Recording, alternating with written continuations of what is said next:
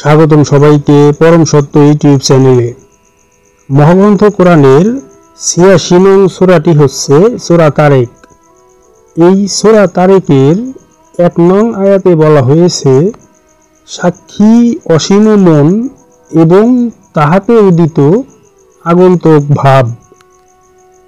এই সূরা তারেকের ১ নং আয়াতের তাফসিরে সুফি সাধক সদরুদ্দিন আহমদ চিশতি রহমাতুল্লাহ ওনার রচিত তাফসির গ্রন্থ কোরআন দর্শনে বলেছেন, তারেক শব্দের অর্থ রাত্রিকালে আগন্তুক পথিক।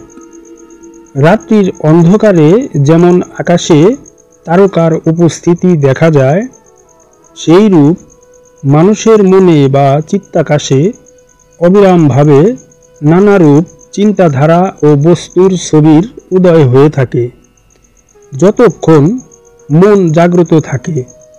এই চিন্তাগুলিকে অন্ধকারে আগন্তুক রূপে রূপক করে এখানে তুলে ধরা হয়েছে। নজম শব্দটির অর্থ তারকা বা জঞ্জাল।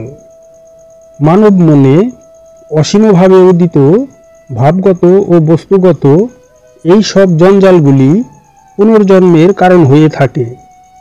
মন যখন কোনো প্রকার মোহের আকর্ষণে আকৃষ্ট হয় না এবং মনের মধ্যে জঞ্জালরূপে কোনো বস্তু বা ভাবের উদয় হয় না, তখন পুনর্জন্মের বীজ আর মনের মধ্যে রোপিত হয় না।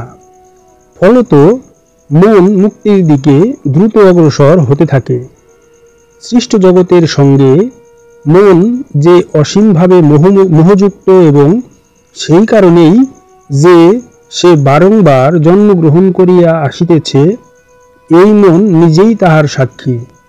যদিও জীবদ্দশায় সে ইহা বুঝিয়া উঠিতে পারে না, কিন্তু মৃত্যুর পরেই সে দেখিতে পায় যে তাহার বারে বার দুনিয়াতে তথা জাহান্নামের আগমনের কারণ সে নিজেই।